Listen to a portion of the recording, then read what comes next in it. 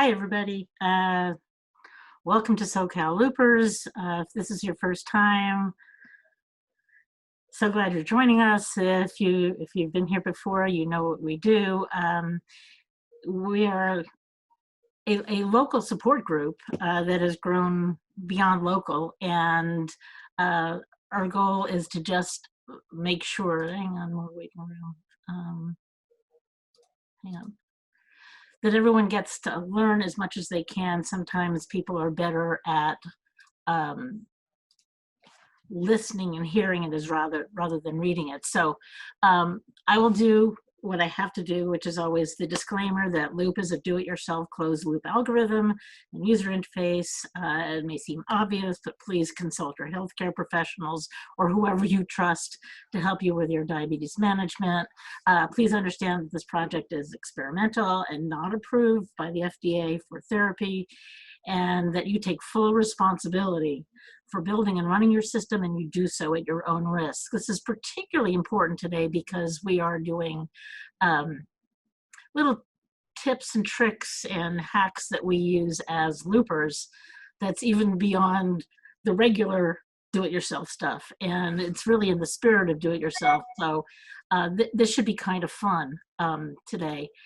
So anyway, welcome everybody. We're also live on Facebook, SoCal Loopers, so you can go either way. I'm going to actually start. We have a bunch of speakers today, and it's like really cool. But I want to share with you two of my hacks, or two of my newest things that I've been trying, and that's just the way I'm going to start them off.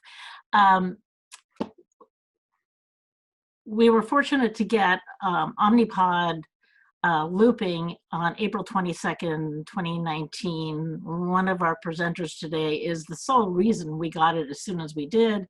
And I switched over on April 24th. So I gave it 2 days and then I jumped. And with that, I used to be an Omnipod user, so I was familiar with Omnipod, but if you weren't, what you find is that it is bigger and it's a little heavier on your skin.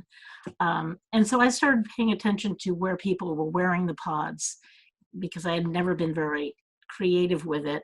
And one of our speakers today had a picture posted where she had her pod on her shoulder blade. So if you took your right hand, patted yourself on the back on your left shoulder blade, slap a pod there, and it has been an extraordinary space to use. It's only a little annoying if you take Pilates and you do shoulder stands, but other than that, it's pretty much virgin territory, and it works really well. So that's one of my hacks. The other is a silly one, which I will share. And because pods are not the prettiest things I've ever seen, and I often have to sit on the telephone with insurance companies, I just decorate them.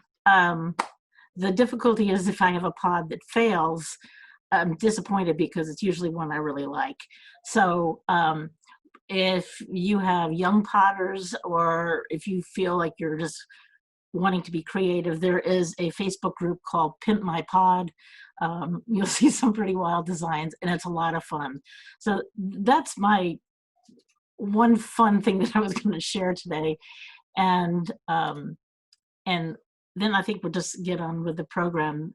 What we're going to be doing today is we're going to keep you guys muted, and if you have questions, please write them in the chat.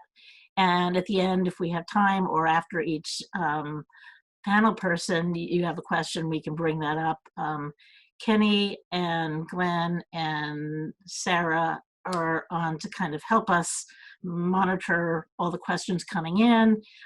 Kenny is the dad of a 7-year-old who's looping. Glenn's had type 1 for 45 years. You can wave and say hi. Sarah, I don't remember how long you've been looping, but it's been a lot, like 25, 30, something like that. And there was one other thing I was going to tell you. Oh yeah, there was one other place that I used my pod, and I will try to show you.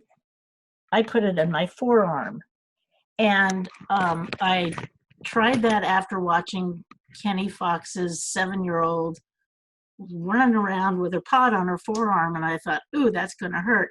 It's really a cool place, and it doesn't get bumped off. So if you're looking for more places to stick this thing, ask me, ask Teresa, ask some of the young people on here. There are lots of ways to do this.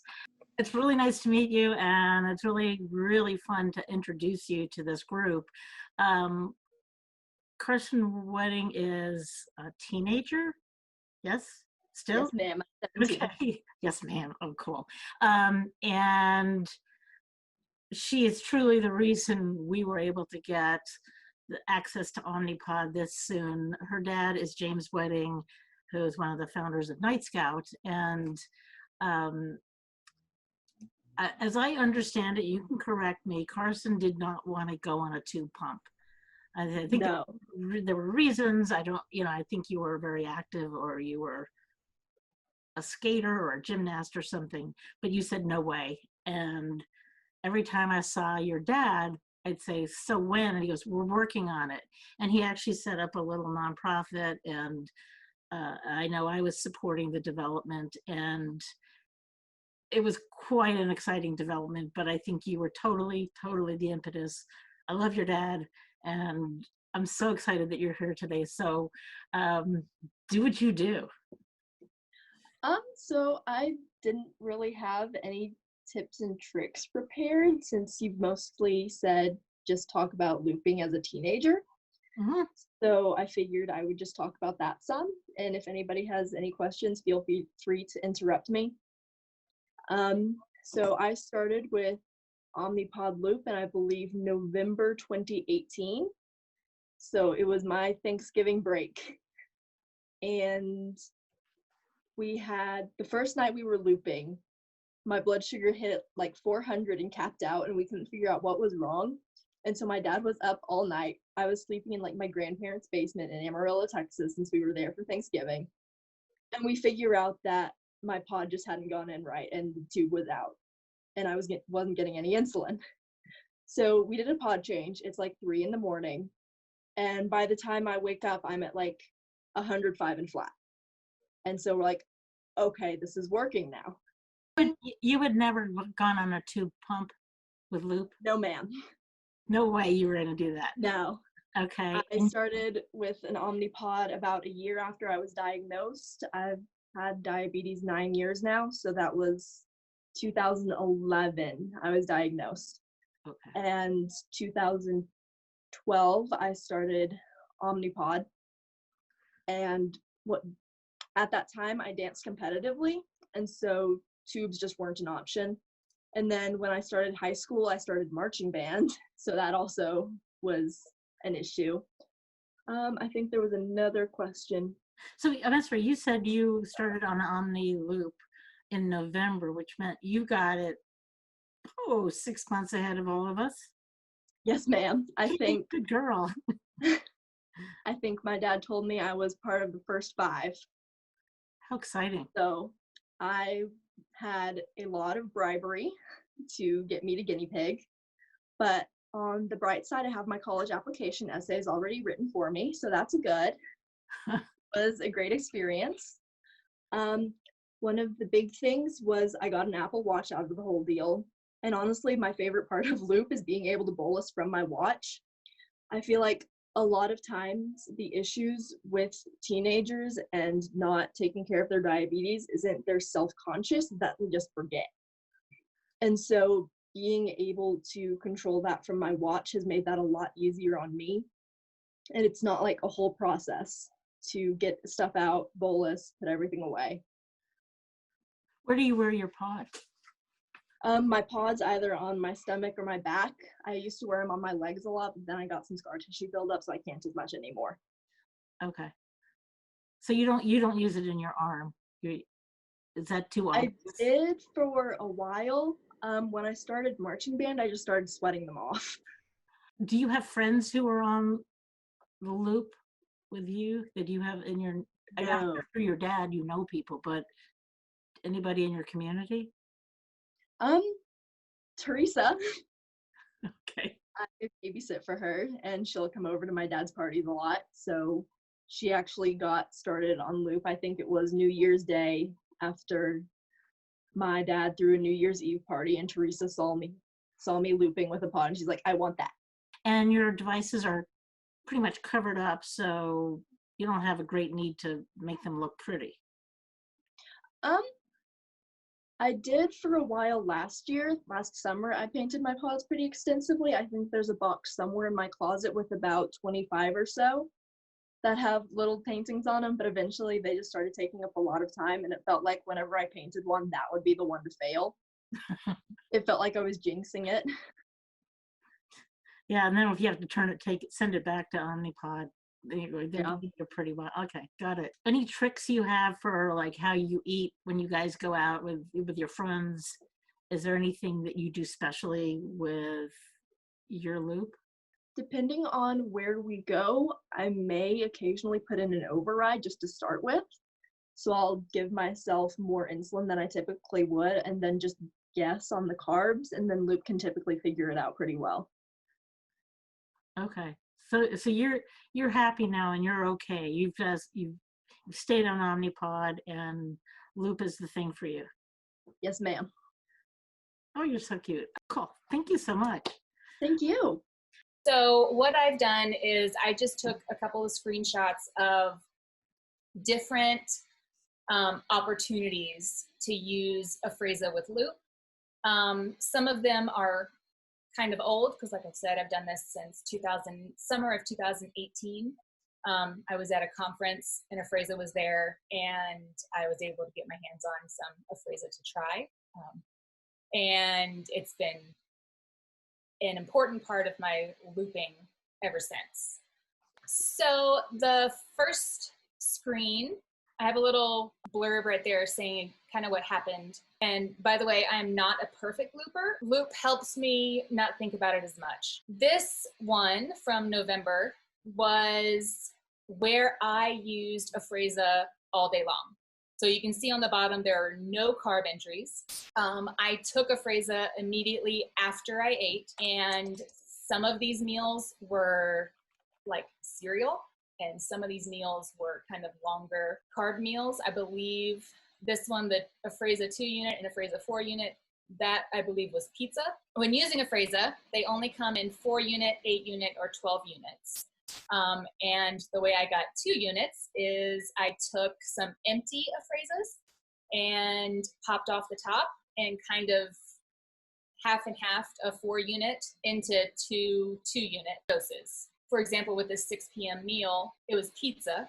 So I knew I didn't need a ton up front. So I took 2 unit when I started to peak, and then it started creeping back down, and then it started going back up when that fat and protein kicked in. And so I did a 4 unit. And that might have been a little too much because I dropped low, but that was because of Loop also helping. Because Afrezza is not a precise dosing, do you just take an approximation of half of it to get to 2 units? Yeah, and honestly, as you know, a person with type 1, with having to focus so much on exact carb counting, it's actually really nice to just be able to look at a plate and say, that's maybe this much. With Afrezza, it's best to underestimate the carb count because it's in and out of your system so fast. It's out in 2 hours, like completely out, no tail, like it's gone, completely out of your system in 2 hours.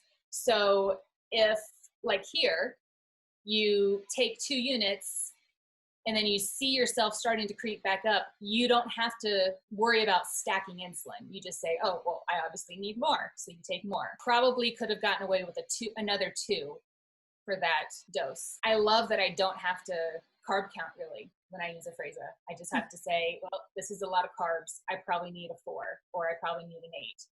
So and I even make 6s. 2 units gives you about 1.25 units of insulin. Is about. It's not really, so you can't really equate it to injected insulin because what's not used is gone. And because it's gone so fast, it's kind of like a timing thing. So if you don't use it all in 2 hours, there's no tail that's going to keep it in your system. It's just gone.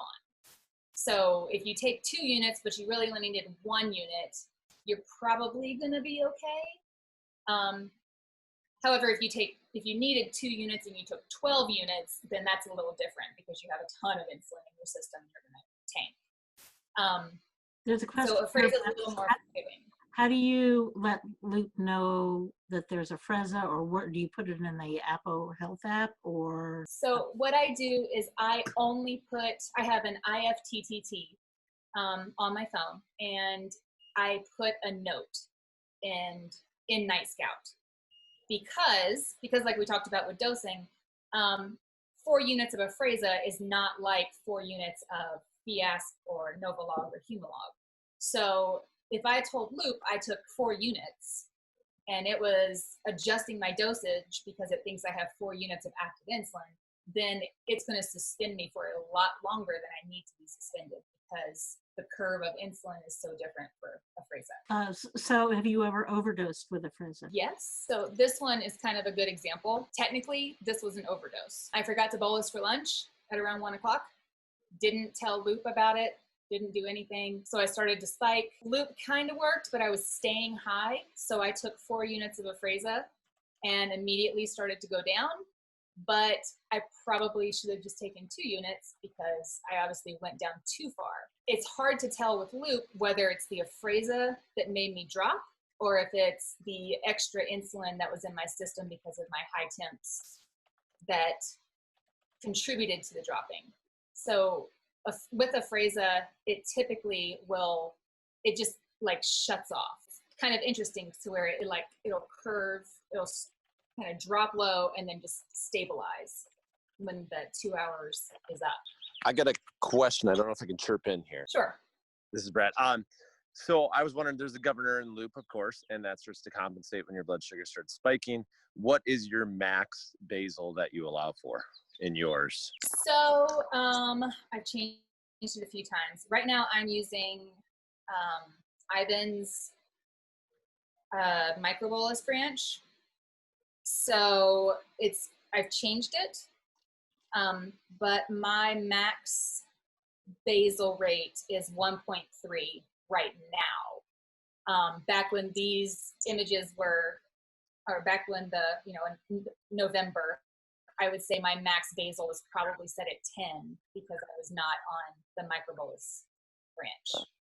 And what's your normal basal range, would you say? My normal basal range is, my highest is 1 unit an hour. My lowest is 0.8 per hour. So what I would do is I would use my temp basals to compensate for missing a bolus. Gotcha. Cool. Thanks for answering that. Just because sometimes it's turned way up and it really compensates. You start working out, the Afrezza starts working, and I could see it tanking. So it really depends on kind of where that governor's at to right, exactly. compensate. Yeah, that's a good thing to note, that having Loop not react as much or have a much better limit is probably a good thing when you're using the Afrezza. Are you finding any side effects from the inhaling portion of it? I personally have not. My lung function increased.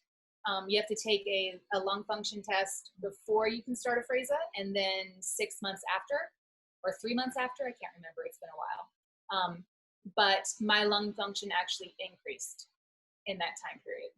So do you have a trick on how you don't inhale and start coughing? No, I still kind of cough. So okay. I don't really have a tip on that. I do. My trick is taking the little inhaler and point it towards the roof of my mouth. But before I do that, take some water or something to drink before, so I'm not dry in my throat. And I do a steady inhale up towards the back, not a fast inhale, because if I do a fast inhale, I can see myself coughing it right back out. I'll have to try that because I always cough. happens. It feels like it's part of Afrezza for me. So I'll definitely try that. That's a good tip. In November, I was using the FPU branch, or the fat protein carb branch. And so what I did is, you can tell there are carb entries for this one, but in reality, what happened was I took Afrezza, and then later, about an hour later, I went and entered the carbs for that meal, and took the I can't click. I took the insulin for the fat protein portions, and then the Afrezza for the carb portions. And it worked pretty well. This one was a little iffy. I was pretty proud of using the FPU branch. I really liked how the FPU branch and Afrezza worked together. But it did require me to put in the carbs and all the data about an hour after I ate, just to make sure that Luke knew about. Why did you stop using that branch? I stopped using it because I couldn't combine it with the microbolus branch. I tried, and I'm not that smart. So I dropped the FPU branch and switched over to the microbolus branch. So do you use Afrezza every day? No. Okay. No, right now the microbolus branch is working pretty well for me, so I haven't needed Afrezza as much.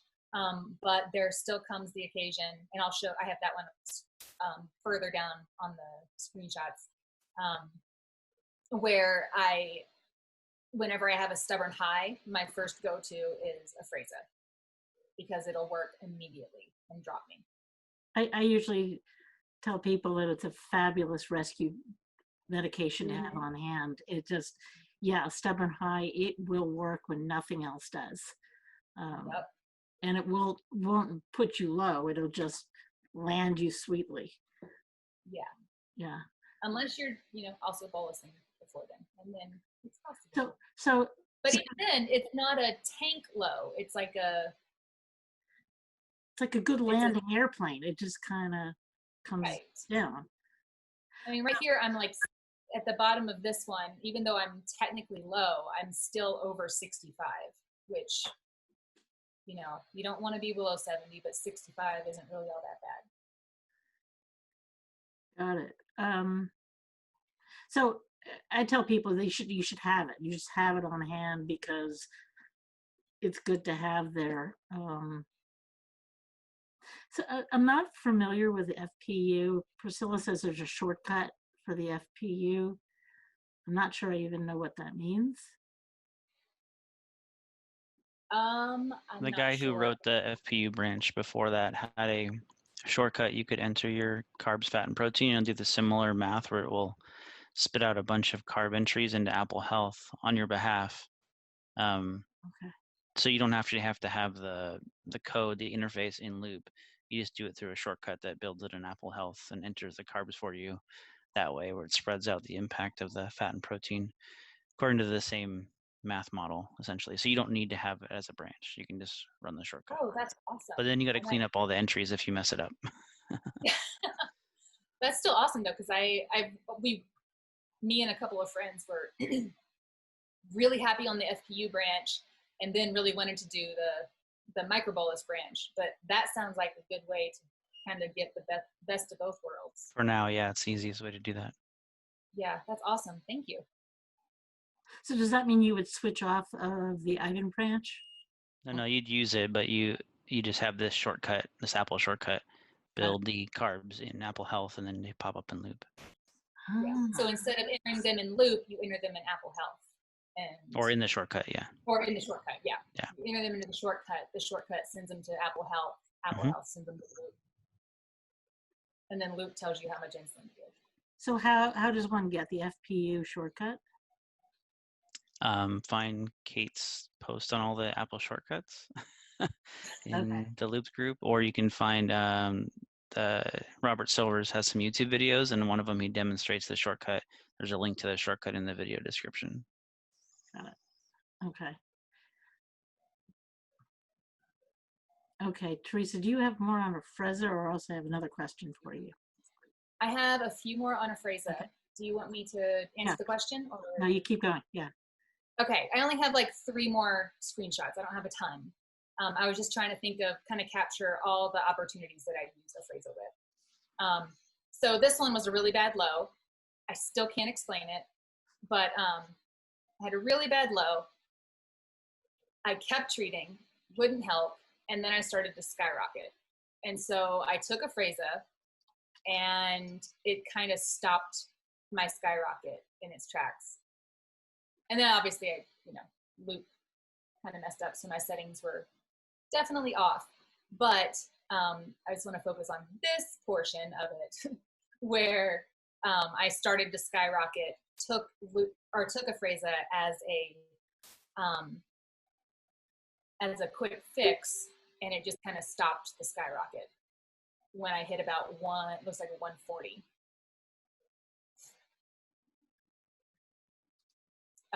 This one is where I had a stubborn high,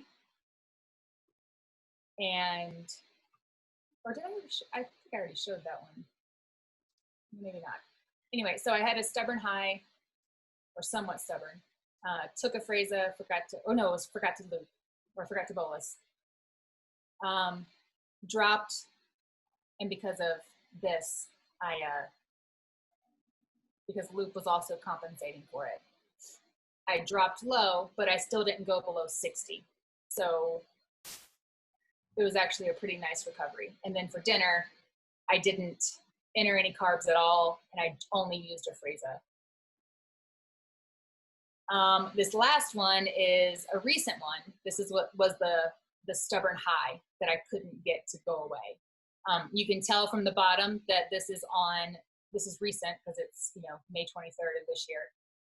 You can see all of those microboluses from the microbolus branch.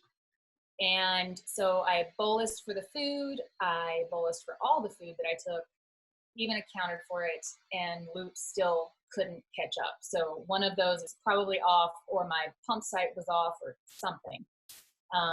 So I took Afrezza, and immediately, within 5 minutes, started to tank. And then as soon as all the insulin was gone, I just flatlined.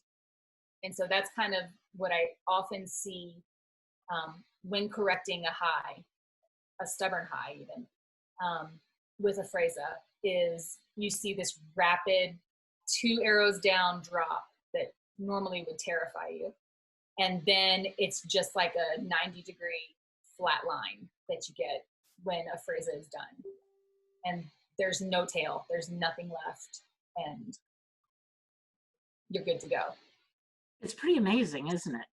You see it going, and you get ready for it, and then it quiets down. It is rather amazing. Wouldn't you think most endos should make sure T1s have this in their toolkit? I think if you can use it and know how to use it appropriately, definitely. I also think that it's not ideal for somebody who has any kind of breathing trouble or lung issues. So I think it's definitely good on a case-by-case basis, but I do wish that more endos recommended it for their patients, because it is such a remarkable thing. And it does make life with diabetes so much easier, because it takes away so much math that you don't have to count your carbs anymore. And you don't have to, if you didn't take enough, then you just take a little bit more. And the risk of dropping severely low is minimal. And then underdosing is kind of a non-issue, because you just take a little more, because you can't really stack it. Where I've gotten into trouble is I've bolused to try to bring something down, and then I take a hit of Afrezza, and then I've stacked. And Right. so I think it's wise to, if you're going to do it up front, instead of stacking insulin. Yeah, I think with Loop especially, it's a good idea to kind of look and see what Loop has done, and maybe take a 2-unit Afrezza if you're really having a stubborn high instead of what you would normally take, just because Loop has already done some things, and you need to make sure that it's not, you know, continuing to help you and in turn make you drop low. So let me cover the question again. Do you pre-do your 2 units? Do you have them pre-made? Yes. Okay, gotcha. Very cool. So Californians are probably way ahead of us Minnesotans here. But just to let you guys know, I'm diabetes educator background. Working with a couple health systems, endos and diabetes educators are very far and few familiar with Afrezza. When it comes to it, I was pretty unfamiliar with it too. So you really have to seek out your educator or your endo. You might, almost need to switch unless you have a good relationship with them. But I think it's a good option for those people kind of with the rage bolus. They got that day, it's just not coming down. It's a good thing to try, or advanced users. Personally, I don't know. I'll be completely honest and stuff. Tried smoking weed in the past. Doesn't work for me. I tried Afrezza, didn't do anything. So I just want people to know that, different results happen with different people, and it's fine. It's just not an option for me. I just used it for a couple highs and it just didn't go, but that's probably because I just don't know how to inhale or something like that. I don't know what that is, but just wanted to give people a heads up that you might get some kickback from educators and endo if you're all of a sudden saying, hey, this is Afrezza stuff. There are very far and few educators and endos that know much about it. So I just want to give people a heads up, but it's always good to advocate for yourself and to try different methods. You get that frustrating day, it just won't come down.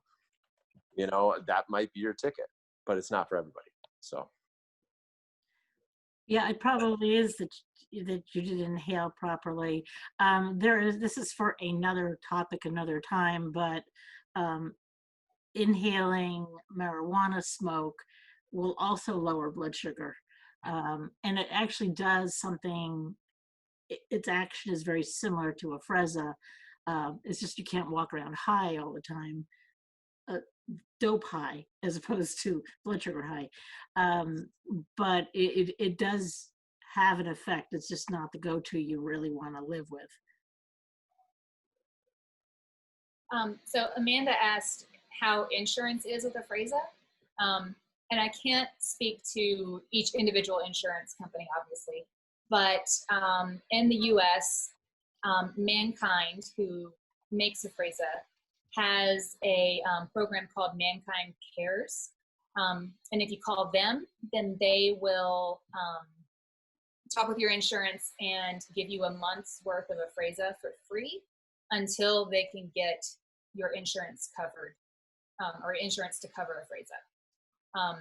So you just have to go through Mankind Cares. And a Medicare pay, I think there had to be a prior auth on Medicare, but they pay fully, which has been amazing.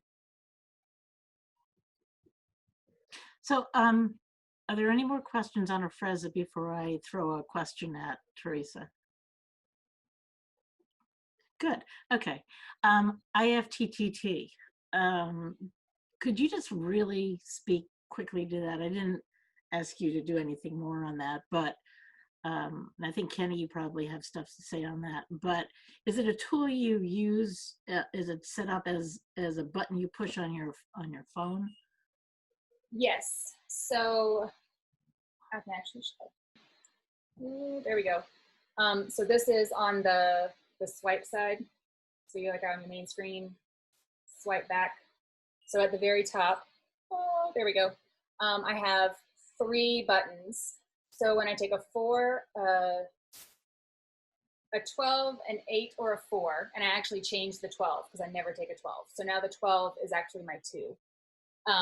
But when I push one of those, it automatically puts a note in my my NightScout report that this time is when I took a dose of Afrezza. So I don't have to like go to NightScout, put it in, and go through all the steps. Whenever I do it, I just have to swipe and push the button. Do you have the program, the code that you need to use that, or how that works? I do. I think I had to be creative and learn how to write my own because there wasn't one. I don't think there's one written in the IFTTT loop docs section, or at least there wasn't when I was trying to do it. So I can put it down in the chat what the actual code is. Right, or post it on SoCal Loopers, either way. Oh, yeah, I'll just do that. That's probably easier. That would be great. Easier to find. Thank you. I think that was really great. So next up, let's go to Saira. Saira Gallo is a type 1. She's married to a type 1. She has 2 little girls, and one has type 1 diabetes as well. So if you talk about pros, she's a pro. And she's really involved in the community. And so I'm just going to turn it over to you, Saira. Thank you. Hi, thank you. I don't consider myself a pro. Kind of like Teresa said, I am not a perfect looper. I started looping a couple of years ago because with 3 diabetics in the house, it was a lot to keep track of, and I needed something to make my diabetes easier because I noticed a correlation on the days where I lived. My daughter's blood sugars were great, mine were crap, and vice versa. When mine were great, hers weren't. So it was like, I obviously only have headspace to take care of one of us. And so that's why I started looping after I met Joanne, actually, and Gary Shiner at a Friends for Life conference. And literally went home and bought a Riley Link that day. So I was looping for about a year and some before Omnipod loop became a thing. Maybe a year and a half, I want to say. And so the day Omnipod loop was available, I had already had a Riley Link ready and got ILA started like the exact same day it came out for the public. So after you, Carson. And I had already basically tested it out and felt safe using it for Isla, who was 3 and some at that point. And then we got my husband looping. I don't know, it feels like it's been a bit. It's been a little bit. He was on the 670G and switched over after he got really jealous of us not having to calibrate. So that's kind of our background. But I consider myself not a perfect looper at all. We definitely have a lot of highs and lows in this house, mainly because my reason for looping is to essentially lower the mental burden or lessen the mental burden around type 1. I'm not trying to have super low A1Cs or more time in range is obviously the goal always, and just less work. So that's why we loop. I think it's the best option for our family at this point with how much diabetes there is. So a couple of mine's going to feel a little all over the place. I don't necessarily have like a specific topic, but just little things that I think have helped me. Let me jump in for a real quick second. First of all, it's really nice to hear you and Teresa not be perfect. There's an awful lot of people who race, you know, my A1C was 5.2 or 5.3, and then you go, what am I doing wrong? Am I being a bad looper? Shouldn't loop do better for me? And there is a quality of life issue, and some people have a metabolism that's easier than others. It's really nice to see normal stuff. So thank you for being that honest. I really appreciate that. You're welcome. I am a big believer in A1Cs are literally just a in-between number of your highs and lows. So having a low A1C for me always means that I'm having too many lows. That's all it is. So I'm actually trying to get mine up because when I'm in the 5s, it means I've had way too many urgent lows and I don't feel my lows. So that's just a whole another issue I have. But yeah, so a couple of things that have helped me with loop, specifically with Omnipod. So my husband's looping with Medtronic. We've both gone back and forth between Medtronic and Omnipod. And priming is the one thing that I realized we never did with my daughter pre-looping because Omnipod doesn't really have that same way of priming the way Medtronic does. So essentially every time we do a site change, I put in 5 fake carbs and put it in that it's only acting for about 30 minutes. And that usually helps prevent the spike that comes with a site change.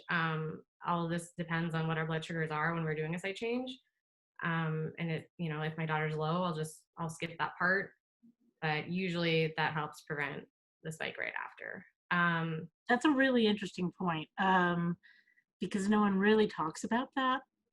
But very often in a site change, you don't get absorption right away.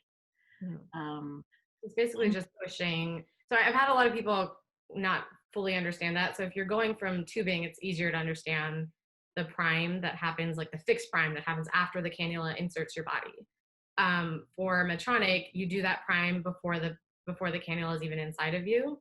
Whereas with Omnipod, you don't do that. So after the cannula is actually inserted in your body, there's like this tiny amount that's empty, right? There's no insulin in there. And so you want to kind of push that insulin through.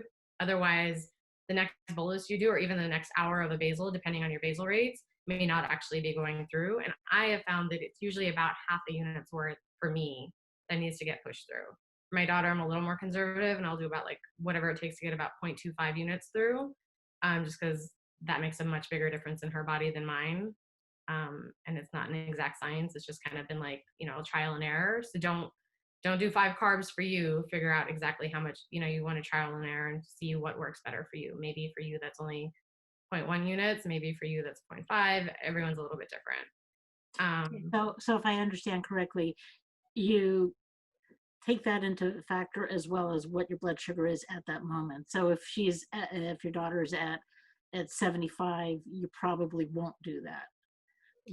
Or you might do. It depends on like with everything with diabetes, there's so many factors, right? So is she about to eat? In that case, yeah, I probably will still do it. Especially if Luke's been cutting her off already, then I'll probably still do it, right? But if she's 100, but she's playing outside, maybe I won't do it, right? There's so many different variables to it. For myself, I pretty much always use it. And for the most part, it's worked out. If anything, I haven't done enough. There's more times that I forget to do it than I don't. So I try, like I said, I'm not a perfect diabetic at all. There's so many times where I've done a site change and I'm just glad it's done, forget to do that one step. So yeah, that's the one tip for people who have experienced the highs after site changes that has helped us. I know not everybody does. So yeah. Along those lines, very often people on the third day of, thank you, Glenn, of their pod or even their infusion set get less absorption. And what I have done, if I start to see that happening on day 3, I just have an override of 20% higher. If I don't feel like changing the pod early, I just throw an override in. So it's just trying to compensate for absorption and time. That makes sense. We typically will do site changes about every 2 to 2.5 days for my daughter specifically. She just has she has really sensitive skin, so keeping a cannula in her for too long is never a good idea. For myself, I'll keep it on past the 8 hours that you're supposed to until it does this scream of death, but for her, I'll usually pull it off early. And then the other tip that has helped me, at least as a parent, is using NightScout. Not just using it, but essentially what we do is we live in like a 3-story condo, and so we have an iPad that's just set up on both, like in our bedroom and then in the downstairs like area, where it just has NightScout up on like the thing where it won't go off that screen, the lock screen. So no matter where we are, we can always see what her blood sugars are at a glance, like at a really quick glance, just to be like, all right, what do we need to do, without having to stop, pick up my phone. My hands might be dirty, I might be cooking, or whatever it is that I'm doing. I can just really quickly take a glance at it and see how much insulin she has on board and what her blood sugar is without having to stop and do anything else. That's just really helpful as a mom, because I feel like, if anything, there's enough that we have to do with diabetes, and taking the extra steps that we have to take out of it and just making something easier is always helpful.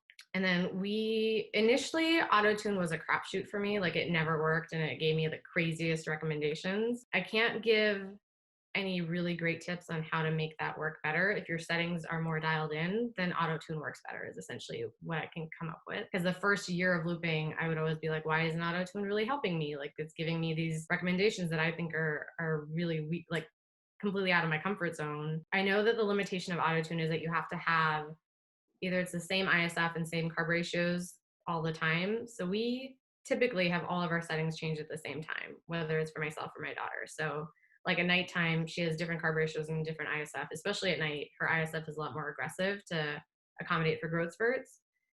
So when I run auto-tune, I do it for the time block where her carb ratios and ISF both change, if that makes sense. So I do 3 different sets of auto-tunes at the same time. That way it's like one for this block of settings, one for this block, and one for this block. And the information I get back from it is a little bit more helpful that way. Instead of just doing it across the board as like an average of all of them, that seems to work a little bit better.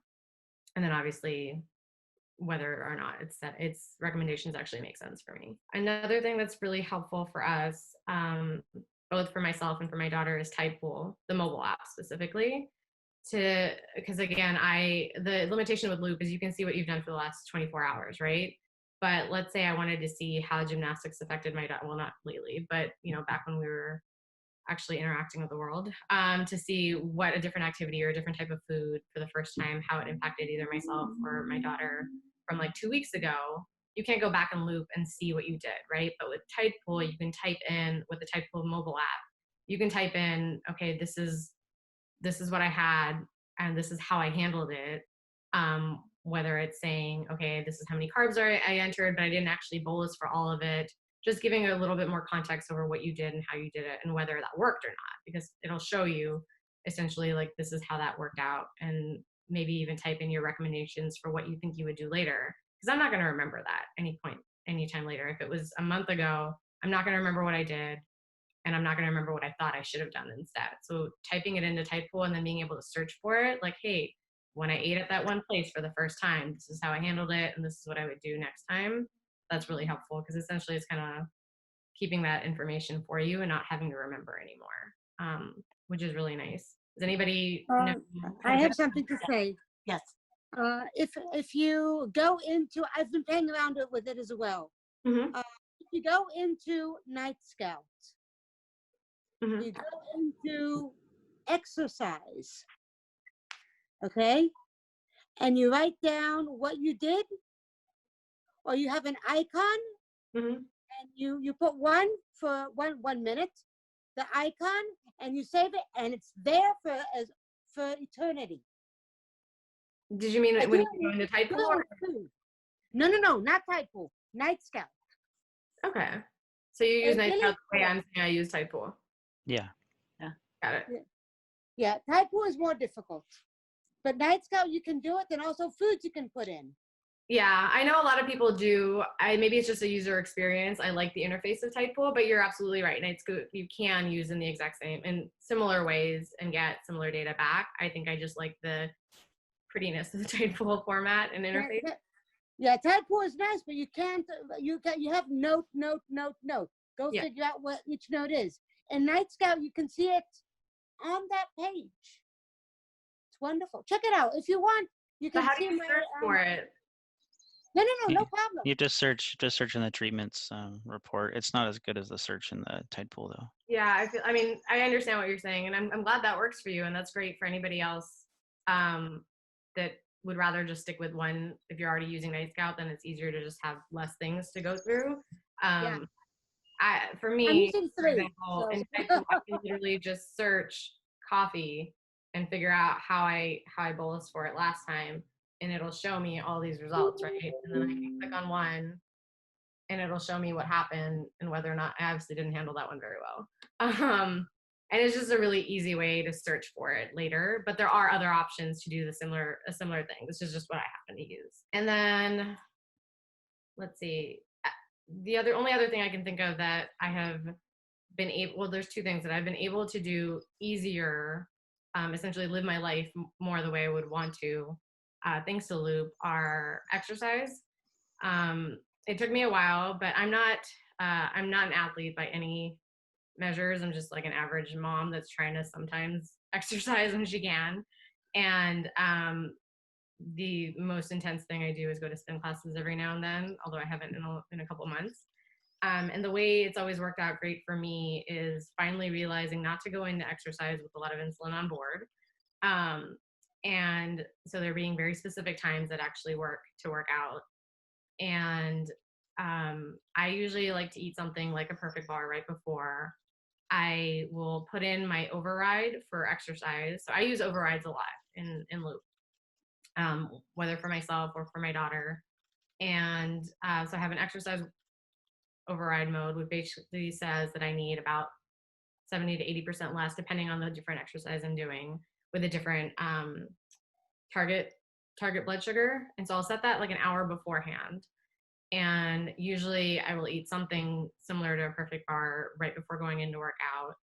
And then usually about midway through a class, so when there's like 20 minutes left to a class, I'll turn that off and go into post-workout mode, which is the opposite. And it's like 140% override, and bolus in the middle of class, which is really nice to do from your watch.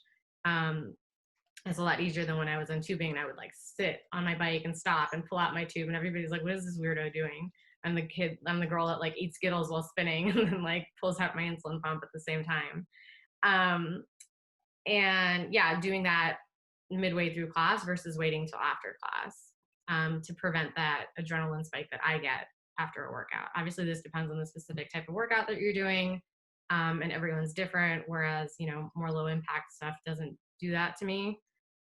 Running, I do a completely different thing. Like every exercise is a little bit different, but the biggest thing is don't work out with insulin on board and figure out what overrides work for you. And keep in mind, just depending on what it is you're doing, you might need an override to help with the adrenaline spike after. And the only other thing that I can talk about having been able to do because of Loop is fasting. So I'm Muslim and I observed Ramadan for the whole last month. And that is not something I was ever able to do pre-Loop. And I can talk more about that if anybody is interested, but that's the only other thing I can really talk about as far as like having been impacted because of Loop specifically. I think that's great. I just have a question I want to throw back to Carson. Do you use NightScout? Do you use Tidepool? We use NightScout most of the time. My parents both use it. I don't really look at it. I open Tidepool about every week to ping it for the JABE studies. So, but personally, I don't use them. I probably should. But when I'm looking back at trends, it's either Dexcom Clarity, the JABE studies. So, but personally, I don't use them. I probably should. But when I'm looking back at trends, it's either Dexcom Clarity or through NightScout. Okay, that's great. Thank you. I'm going to come back to Saira. Someone did ask about settings for fasting. So they changed throughout the month, but the first week or so, I basically had a override that kept me at 30% less insulin across the board while I was fasting. And then the opposite in the times that I was eating, because you're eating at totally different times than your body is used to usually, because you wake up at like, 4 a.m. to eat. And then you would eat after sundown. So those are times that my body just wasn't used to it. So figuring out carb ratios and that kind of stuff was different. And for me, what worked was having like 130% more at the times I was eating and then 30% less during the day. And that slowly changed. So about second or third week of fasting, I drastically changed. So my body essentially adjusted and I didn't need those overrides when I was eating anymore. I have a whole blog post that I can share with you where I talk specifically about settings and how I change them in Loop. If someone's interested to look more specifically, they can just tag you in Messenger. And if I see it go by, I'll let you know it's there. Thank you. We're going to move on to Kenny. Kenny, again, is the dad of Tessa, who's 7 years old. But anyway, thanks, Kenny. It's yours. So I'll start actually with one of my last things is off of what Saira was saying. She's got a device up, an iPad up with NightScout in the house. We have an Android phone, just an old phone in the house. Same thing. I kind of like blue taped it to the wall for a while and it fell down a bunch and the screen cracked, but it didn't matter because I wasn't using the phone. Eventually I got a pop socket, and you can buy these a couple $1 pop socket holders that stick to the wall. So we have that up in the kitchen and a little power cord running to it. So it's mounted up on a wall. You know, if you got devices sitting around your house, you can throw NightScout on them. So, but along those lines, you can, for those of you that have multiple loopers in the house, you can have in NightScout Dev, if you're in the Dev version of 13, I'm sure it'll be in the next major release, you can set up a split. So it's just a simple thing they built where you just put a bunch of frames inside of one page. And if you go into your Heroku settings, you can set up frame underscore name underscore 1. I think it goes up to 8 or 12 or something like that. And then you put the frame underscore URL, the number, and the site for the NightScout site you want. And then the primary site that you're setting this up on, you can just go to /split, and it will show you, you know, it'll piece them all up depending on how many you have, right? 4 will be an even set of 4, a grid of 4, and that kind of stuff. So I just have 2 in this case. That's actually my daughter and grandma, I think. But so you could do this too. So if you had like an iPad, I have it set up on the small Android phone and horizontal, and it works okay. It's a little small to look at from across the room versus having one person on a phone. But if you had like an iPad, it might work a little better. But so you can set that up. I have this up on my computer a lot when I'm working during the day, just to watch them both. So you can do a little quick, if you load Dev, I'm not gonna explain how to do that here, but you can set up the split thing. Useful for following multiple people on one screen. Okay, that was quick. And the phone on the wall, covered those two, good. And then one that's not, I'm gonna do everything that's more watch related, but for right now, I'll just mention that for my daughter at school, one thing we've done that works pretty well for us is to enter her snack, her like morning snack, into Loop ahead of time. You can only go like 4 hours out when you enter carbs, but snacks usually like an hour and a half, 2 hours from the time she leaves the house. About 2 hours, I guess. So you can enter the snack 2 hours ahead of time. And I've found out and played with it. For most food, you got to enter like between half and 2/3 of the carbs, not all of them. Otherwise, Loop's a little too aggressive to bring down breakfast and causes like a small low right before snack. But what that allows us to do is Tessa can go out to eat and not have to do anything. She just goes out with her classmates and sits down and eats. Because she's had a couple of times where snacks pretty quick. It's just a couple of minutes to eat, and then they head out for a real quick like run around time. So she has to have a teacher come over and double check her numbers, her carb entry she's doing. That's all we asked the school to do in Loop. And so sometimes she's had to wait. She came home one day and told me she had to eat while everyone else played because someone forgot and took a while to get their attention. So this is what we tried in its place. So they're pretty much, I mean, she might have to like treat with a couple grapes, 1 or 2 grapes right before snack, but for the most part, she prefers that than to have to go and have to wait for someone to come over and check. So she goes out, sits, eats, and goes and plays.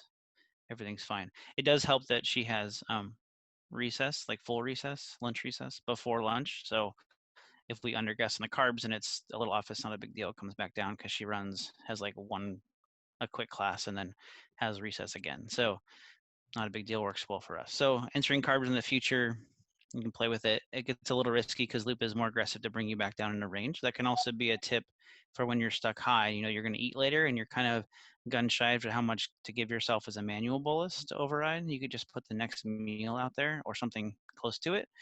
And it'll give you a recommendation for giving a bolus. And if you don't start coming down in time for your meal, a lot of times Loop will recommend or temp up and give you more insulin. So okay, so the rest, I'm going to do my best to do the watch. It's going to be hard. I'm going to try to hold up to the screen. So we use the watch a lot as a caregiver tool.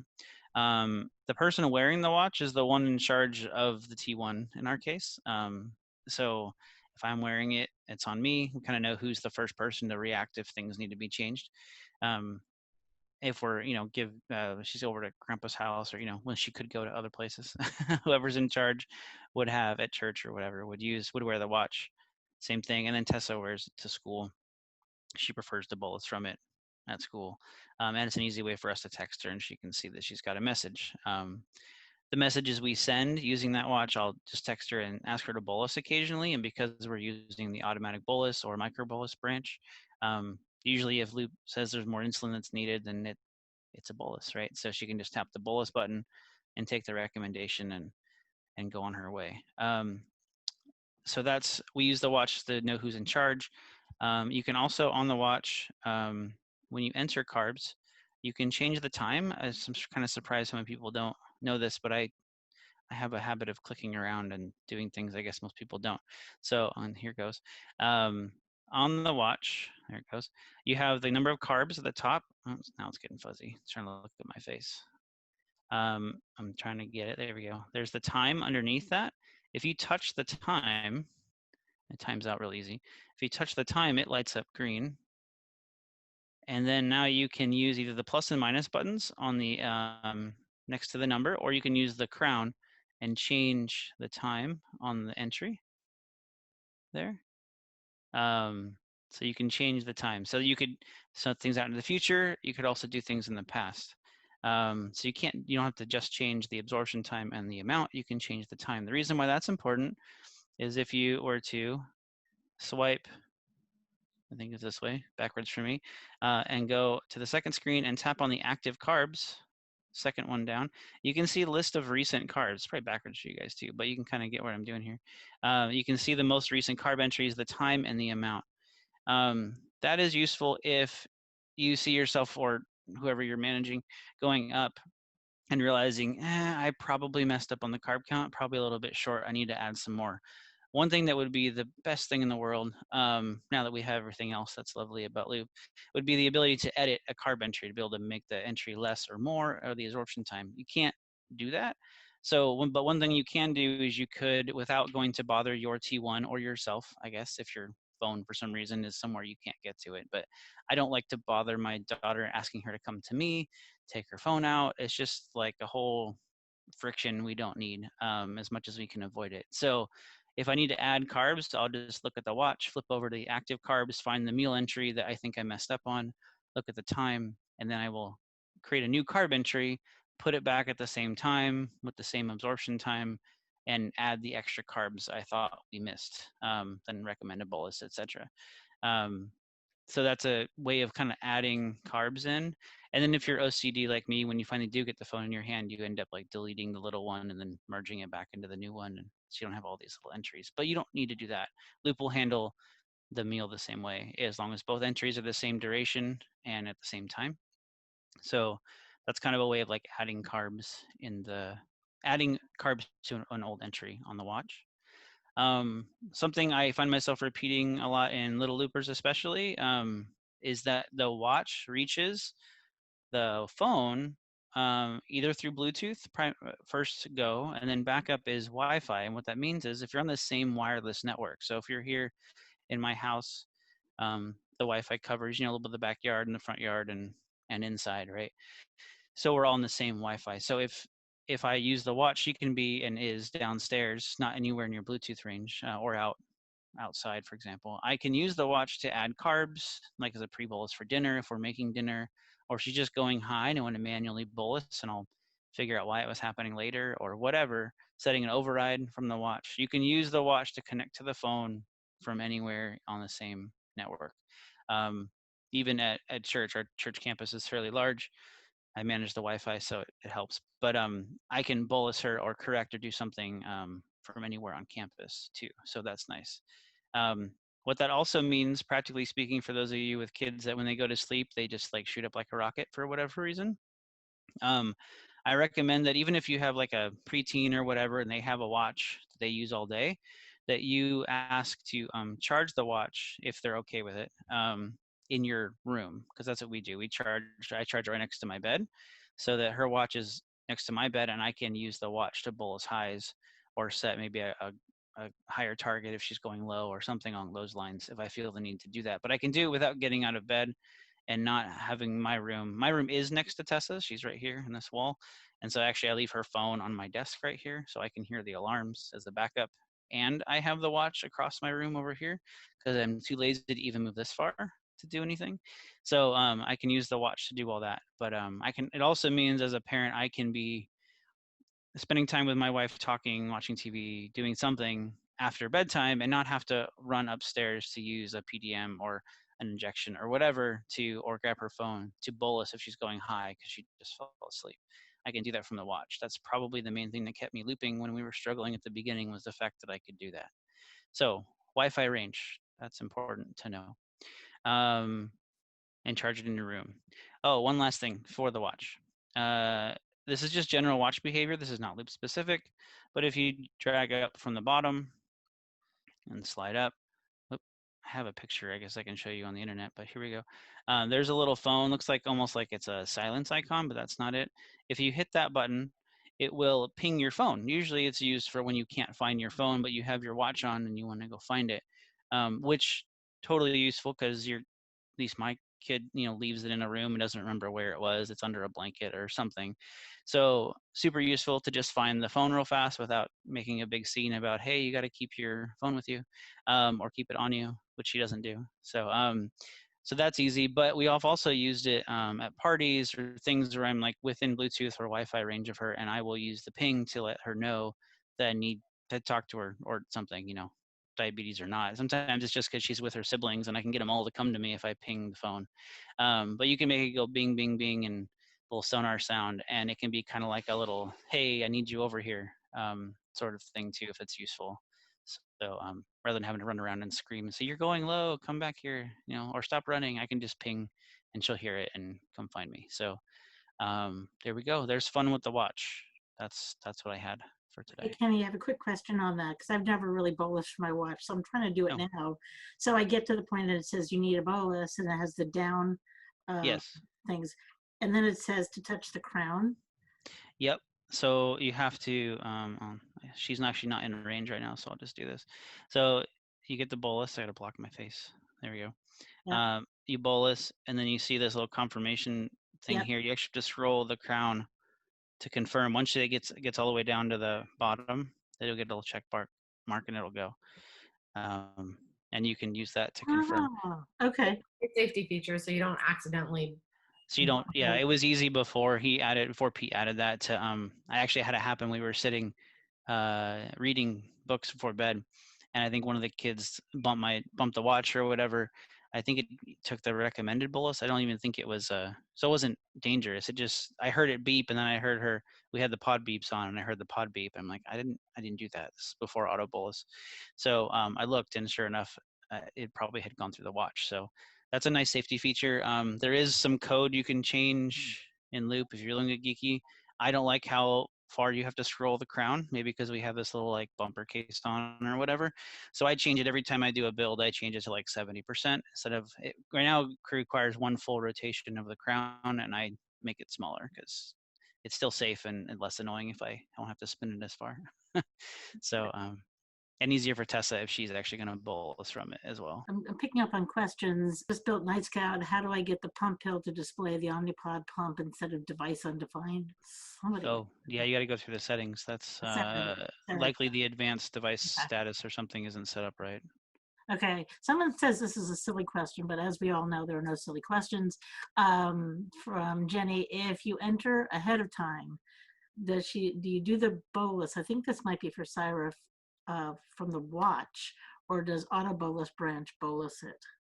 So I just enter the carbs. I don't do anything else. Loop will previously temp up, and currently with auto bolus or micro bolus, will do boluses as it sees the need. I find Loop gives it a little bit earlier than I'd like, so it works out if you just, like I said, don't enter all of it. Plus she has recess, so it works out. But yeah, it will give insulin as it approaches the time that you're going to be eating. It's almost like a really aggressive pre-meal. Yeah, really aggressive pre-meal. If you put it out an hour or more, yeah, it will actually recommends a bolus every morning when we do that. So I'll put it out 2 hours, and it'll say, hey, do you want to give like a half a unit or a quarter unit? And I'm like, not really. It's going to anyways, because that's, it's doing it on its own, but it'll do it slower than if I just give the whole amount. So I don't give the recommended bolus when one pops up. Loop kind of adds it, which sometimes helps because if we mess up breakfast, it definitely keeps you from going high at school as she's driving off and then shooting up from her oatmeal or something. So that helps, but yeah, I just enter the carbs and Loop takes care of the rest well enough. And now with auto bolus, I don't think we were using it when she was at school. It worked a lot better, way better than the temp basal. So that was wonderful. Okay, got 2 questions for you, Kenny. One is, can you talk about your change of the icon absorption times? Yeah, you mean on the watch. So Mhm.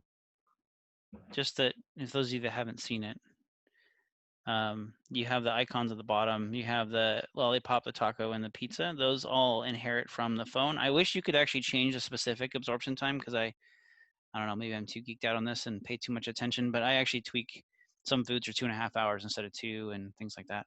But yeah, you can just use the icons. But if you change the default absorption time, which is listed in the Loop customizations and Loop docs, pretty easy change to make. If you change 2 hour to be, well, this is what we did for grandma, for my wife's grandmother. 2 became 3, 3 became 4, 4 became 5. So taco is now a 4 hour, pizza is a 5 hour.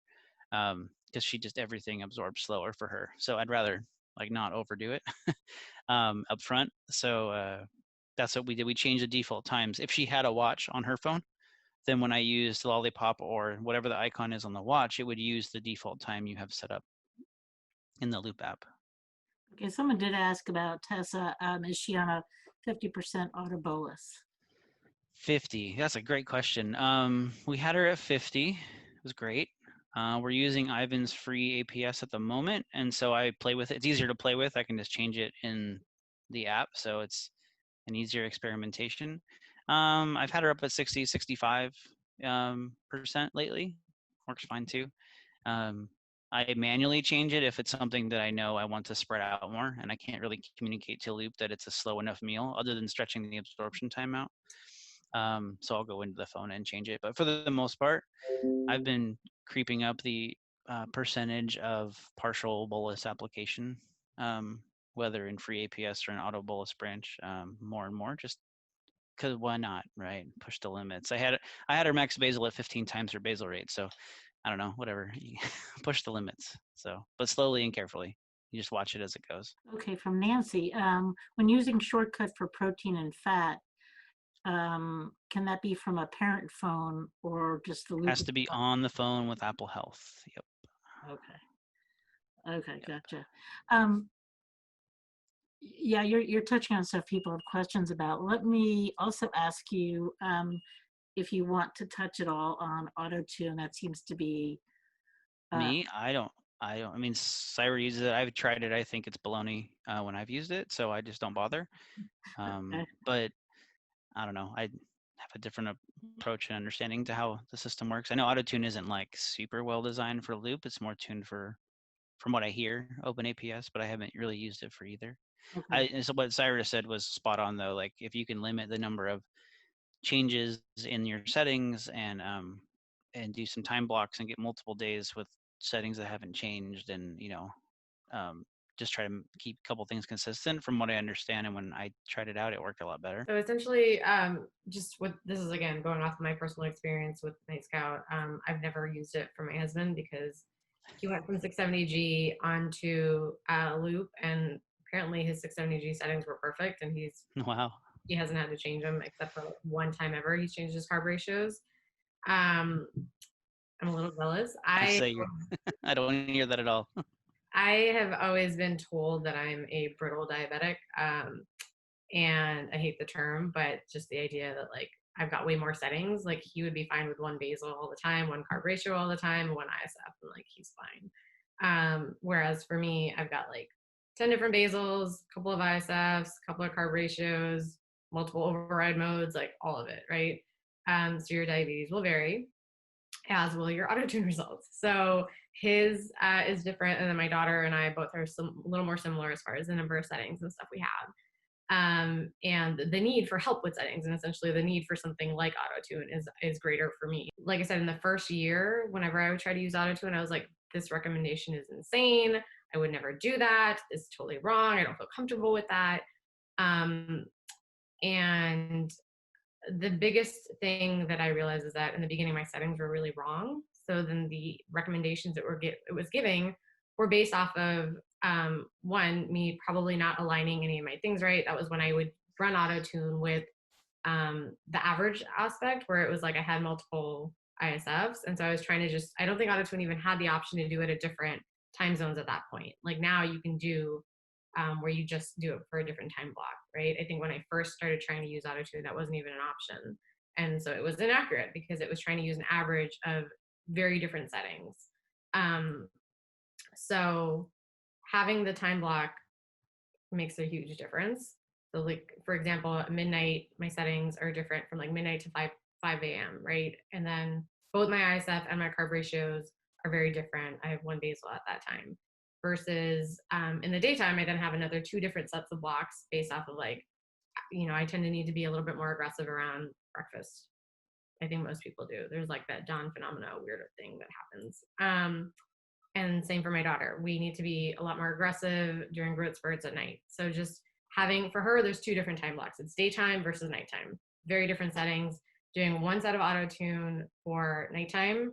So with that ISF and that carb ratio works out really nicely versus trying to do it for all of them. But yours might not line up. If your ISF and carb ratio changes don't line up, then your AutoTune results may not. You might have to do multiple ones, right? So for me, or for my daughter, I only have to do 2 different AutoTunes, right? If you have, an ISF that runs for 4, maybe you have 4 different ISF settings, but then you have 7 different carb ratios. You might need to do it differently and do 7 different ones. The number of settings you have, that's the number of AutoTunes you might have to run, essentially.